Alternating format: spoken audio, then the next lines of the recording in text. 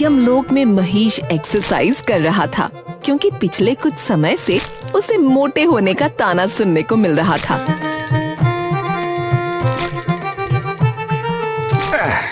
19, 20, 21, 22। अरे बस बस, कहीं गड़बड़ ना हो जाए। क्या गड़बड़? जितना जोर तुम लगा रहे हो महेश, उस हिसाब से तो बदबूदार गड़बड़ होगी। हाँ। छी छी चित्रगुप्त जी, आपको कदापि शर्म नहीं आती है क्या, ऐसा भद्दा उपहास करते हुए? अरे अरे, उपहास नहीं कर रहा हूँ, मैं तो सत्य कह रहा हूँ। मुझे चिंता है तुम्हारी। हाँ, दिख रहा है कितनी चिंता है। जाइए जाइए, अपना कार्य कीजिए आप। क्या हुआ भाई, किस बात पर बहस चल रही है? देखिए ना महाराज, ये मेरे व्यायाम का उपहास बना रहे हैं। परंतु तुम व्यायाम कर किस लिए रहे हो? क्योंकि महाराज, जब मैं आपके साथ धरती लोक पर जाता हूँ तो वहां सब मुझे चिढ़ाते हैं, मोटा मोटा बोलते हैं। बताइए, इसलिए मैं ऋतिक रोशन बनना और उसके जैसी बॉडी बनाना चाहता हूँ। ऋतिक रोशन? अरे ये कौन सा असुर है? अरे ये असुर नहीं, सबका ससुर है। बहुत ही कामुक, बहुत ही हंसमुख। क्या? मेरा मतलब बहुत ही सुंदर, बहुत ही हैंडसम आदमी है। उसकी बॉडी बहुत अच्छी है महाराज। परंतु तुम कितना भी प्रयास कर लो, उसके जैसे नहीं बन पाओगे। उसने ऐसा शरीर प्राप्त करने के लिए अथाह मेहनत की है वत्स। ये सुनकर महिष को गुस्सा आ गया और उसने डंबल फेंकते हुए कहा, अरे आपने क्या मुझे ऐसा वैसा भैंसा समझ लिया क्या? मैं अगर अपनी पर आ जाऊं ना तो क्या ना करके दिखा दूं। और सुनिए, महिषी कहते हैं कहीं वहम में हो।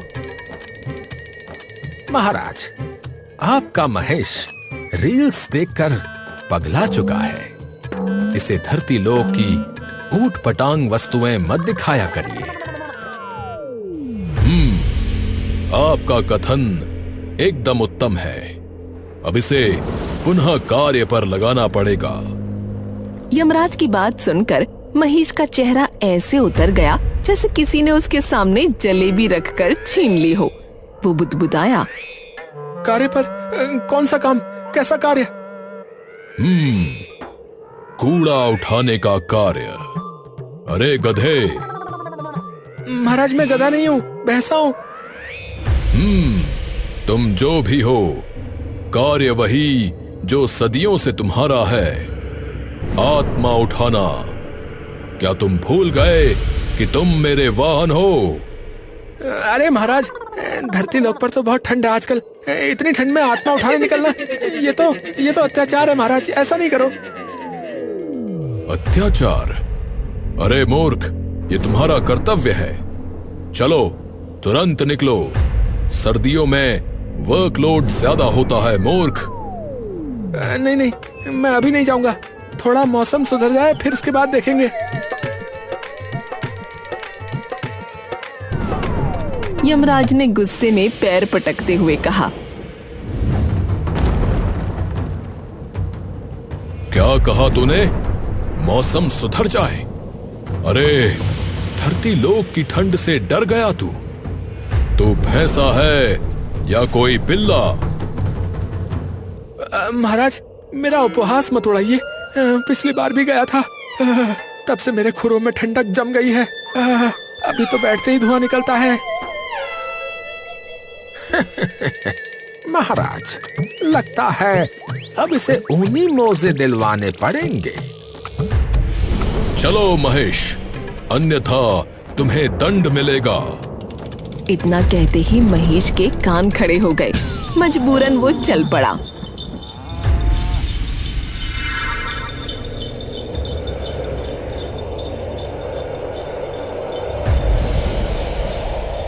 कुछ देर बाद दोनों धरती लोक की ओर उड़ते हुए उतरे।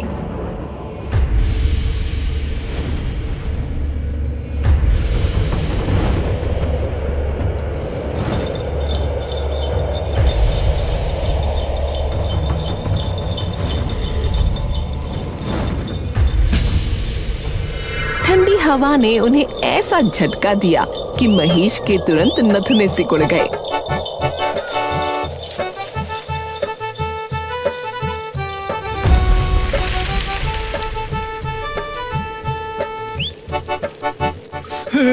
हे प्रभु, यहाँ तो हवा में भी ठंड के कांटे लगे हैं। मेरे तो कान बर्फ बन गए। अब थोड़ा इधर ध्यान दो। हमें एक ही आत्मा लेनी है और उसका नाम है पुट्ठा। अरे अरे, ये कैसा नाम है पुट्ठा? ये भी क्या नाम है भाई? अरे तुम अपने कार्य पर ध्यान दो, नाम पर नहीं। नाम तो पता नहीं कैसे कैसे होते हैं लोगों के। दोनों पुट्ठा के गांव पहुंचे। चारों तरफ धुंध ऐसी थी कि कुछ दिखना मुश्किल था। घर के अंदर से धुआं उठ रहा था। पास जाकर देखा तो एक औरत अंगीठी सेंक रही थी।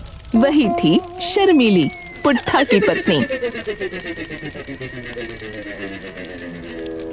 सुनो स्त्री, यम है हम। अरे मैं हूँ शर्मीली, लेकिन शर्माती नहीं हूँ। कौन हो तुम दोनों? नौटंकी करती करती सीधा मेरे घर चले आए हो क्या? महाराज, लगता है ये हमें पहचान ही नहीं रही। अरे हम यमराज हैं, मृत्यु लोक के स्वामी। ओहो, और मैं हूँ इंद्राणी। चलो निकलो मेरे घर से, नहीं तो अभी झाड़ू मार के परलोक भेज दूंगी। इतना कहकर उसने झट से झाड़ू उठाई और दोनों को दरवाजे के बाहर खदेड़ दिया। यमराज और महिष बाहर आकर ऐसे खड़े हुए जैसे ठंड में दो कबूतर ठिठक गए हों। अरे महाराज, ये औरत तो बिजली जैसी है, बोलने से पहले ही वार कर देती है। तभी शर्मीली बाहर आती है और गरजते हुए कहती है, अरे ओ नकली बाबा, बिना बताए किसी के घर में घुसाना बदतमीजी की हद है। किससे मिलना था? तुम्हारे पति से। क्या बोला? तुम्हारा पति? ये कैसी बेहयाई की भाषा है? पहली बार किसी पराई औरत से बात कर रहे हो क्या? आपका पति, बोलो, समझे? महाराज, अब ये व्याकरण भी सिखा रही है।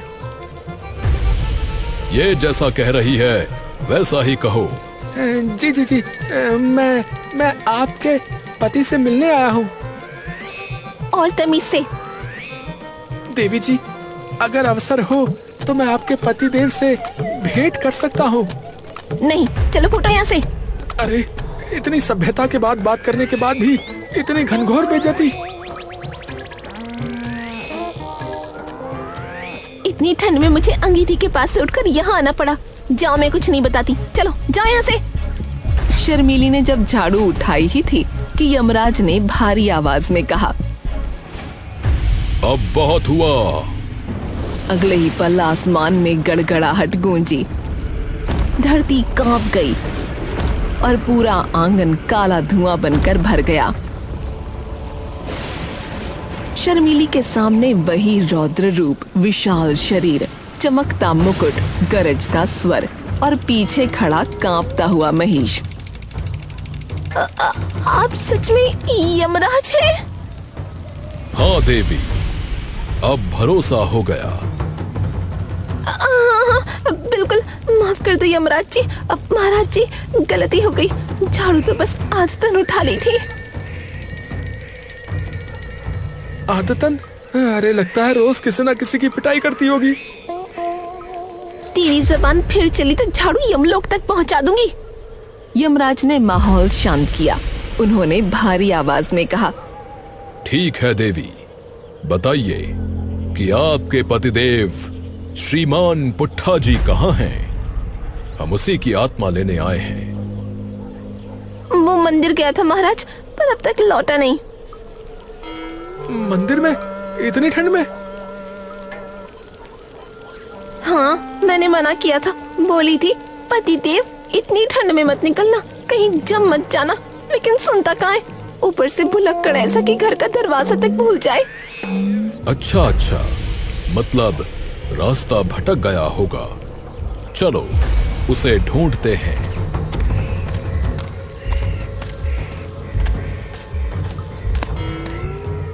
महाराज आप जाइए, मैं यही रहूंगा। अंदर थोड़ी गर्मी है, थोड़ा थोड़ा सेक लूं। ए मोटे, तू घर में रहेगा तो पूरा राशन खा जाएगा। चल निकल बाहर। देखो महाराज, इसने तो मेहमानदारी की भी वाट लगा दी। महेश, बाहर आओ। तेरा नाम शर्मीली किसने रखा रे? शर्म तो तुझे छूकर भी नहीं गुजरी लग रहा है। चल अब चुपचाप चल। तीनों निकल पड़े। यमराज, उनका कांपता हुआ भैंसा महेश और आगे आगे बड़बड़ाती शर्मीली। कभी गली में, कभी तालाब के किनारे।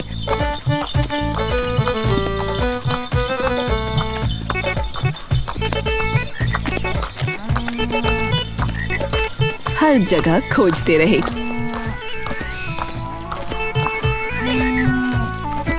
महाराज, ये बुढ़ा कहीं बर्फ के गोले में तो नहीं बदल गया? मुंह बंद रख। मेरे पुट्ठा को कुछ हुआ तो तुझे ही दोष दूंगी। हाँ, दोष देना आसान है, ठंड में चलना मुश्किल। उसी वक्त मोहल्ले के कुछ लोग वहाँ से गुजरे।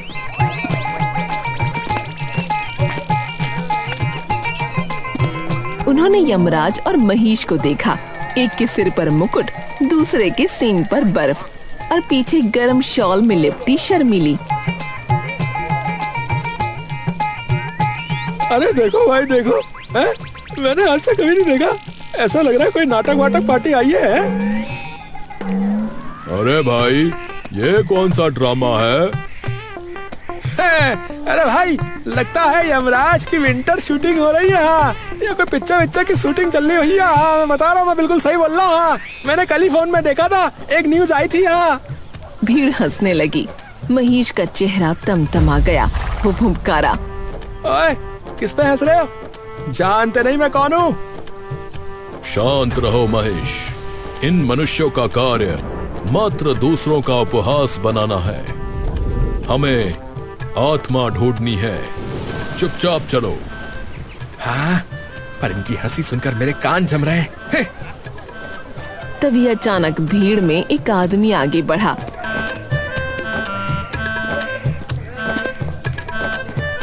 उसने यमराज का गदा हाथ में लेकर कहा,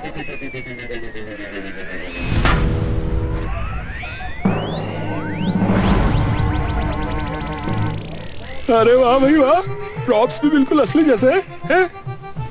दुष्ट मनुष्य, ये प्रॉप्स नहीं, असली गदा है। अरे असली गदा? ये लग रहा है मेरे को गदा समझ रहे हैं, तभी बोल रहे असली गदा। गधा समझ नहीं रहे, तुम असलियत में गधे हो। अगर ये गदा हमने चला दी तो तुम्हें स्वर्ग लोक नजर आ जाएगा। क्या कहा? चलो फिर हमें भी मारो मारो मारो। यम है हम। यम? अरे यम यम यम, ये अंग्रेजी वाला यम यम तो नहीं है? हे प्रभु, धरती के लोग अब डरते तक नहीं, बस ठाके लगाते रहते हैं। ये बिल्कुल मूर्ख है, जब देखो कहीं भी हंसते रहते हैं। अरे चलो यहाँ से, इन बेरोजगारों के पास और कोई काम थोड़े ही है। हाँ, और तेरा वो भुलक्कड़ पुट्ठा तो बड़ा कमाऊ पूत है। आज न जाने किसी और के घर जा घुसा हो। वो लोग उनकी बातें इग्नोर करते हुए आगे बढ़े।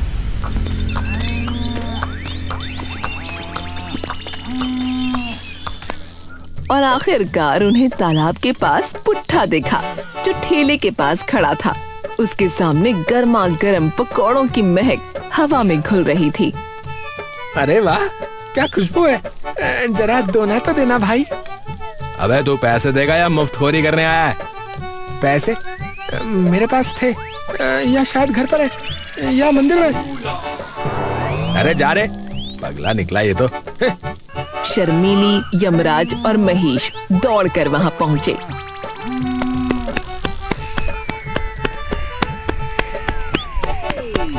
पुट्ठा ठेले के चारों ओर घूमते हुए पूछ रहा था,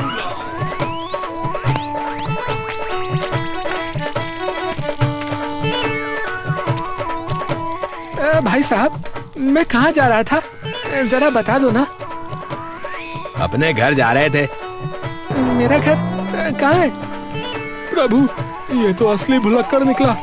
इसे सचमुच इसका घर नहीं पता। पुट्ठा, चलो, अब वक्त आ गया है।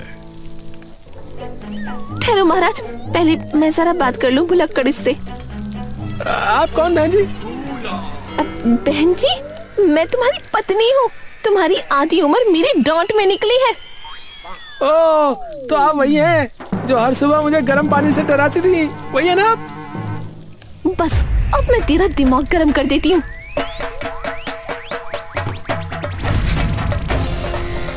पुट्ठा इधर उधर भागने लगा।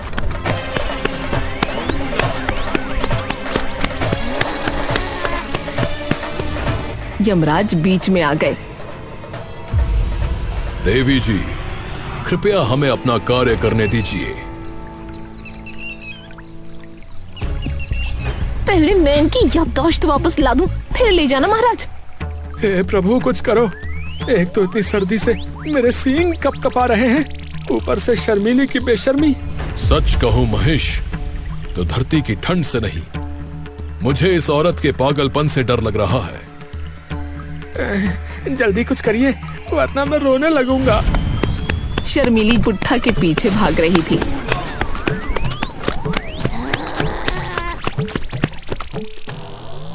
और यमराज माथा पकड़कर बोल रहे थे, कभी कभी धरती पर आकर लगता है कि असली यम तो ये घर की औरतें हैं। आदमी मौत से डरे न डरे, परंतु अपनी बीवी से अवश्य डरेगा। अरे भैंसे भैया और डरावने बाबा जी, मुझे इस महिला से बचा लीजिए। आपने सही कहा था प्रभु, आदमी मौत से नहीं, बीवी से डरता है। शर्मीली हाथ में झाड़ू लेकर पुट्ठा पर टूटी जा रही थी और बेचारा पुट्ठा अपनी धोती संभालते हुए भाग रहा था। आज तुझे ऐसा ठिकाने लगाऊंगी कि पिछले जन्म की भी याददाश्त लौट आएगी। अरे देखो ना, ये ड्रामा पार्टी वाले खड़े। अरे कुछ तो शर्म करो। शर्म मेरे नाम में ही है, पर तू जैसे भुलक्कड़ के साथ रह के उड़ गई है। देवी, कृपया शांति बनाए रखिए। आप हटिए महाराज, पहले इसका इलाज जरूरी है, फिर आत्मा का हिसाब करिएगा। हे प्रभु, इसे रोकिए ना, वरना मैं मरने से पहले ही मर जाऊंगा। महेश, कुछ करो। प्रभु, ठंड में कुछ सोच नहीं पा रहा, फिर भी कोशिश करता हूँ, प्रयास करता हूँ। अरे देवी जी, आप शांत हो जाइए। पतिदेव तो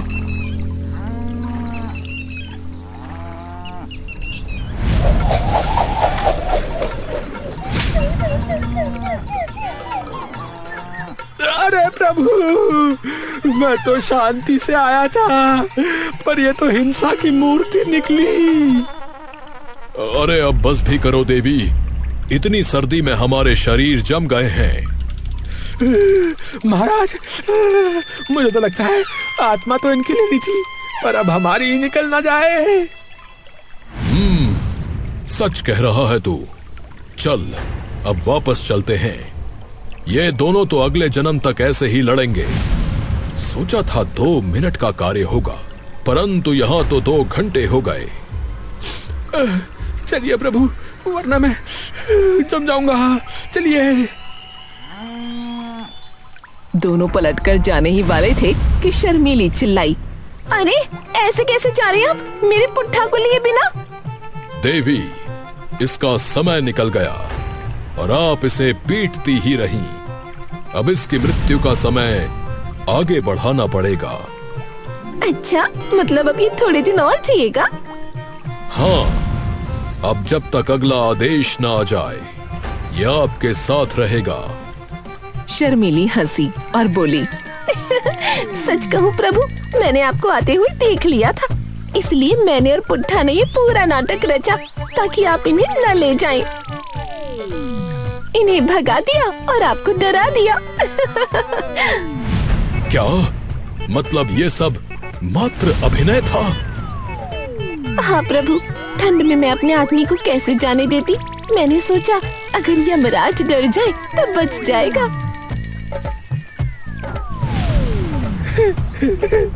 प्रभु, धरती की औरतें तो यमलोक को भी मात दे सकती है, मुझे लग रहा है अब।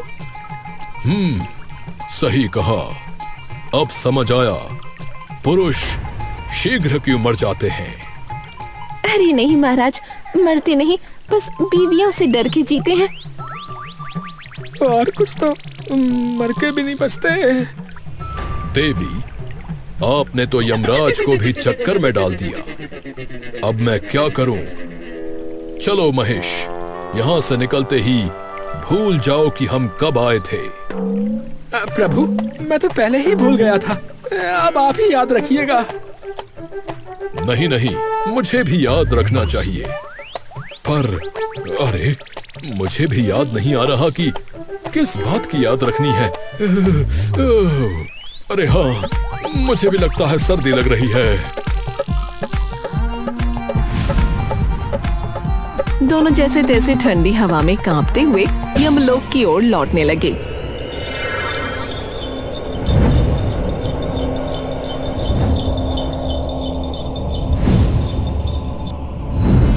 पीछे से शर्मीली अंगीठी के पास बैठकर पुट्ठा से बड़बड़ा रही थी।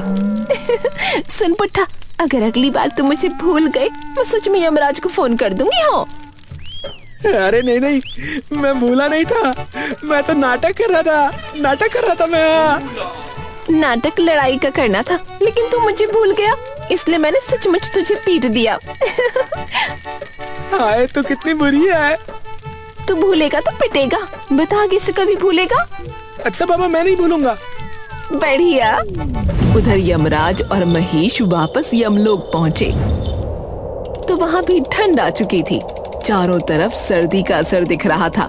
यमराज नाक से भाप छोड़ रहे थे और महेश कंबल ओढ़े कांप रहा था। चित्रगुप्त पास खड़े थे और अपने रजिस्टर को घूर रहे थे।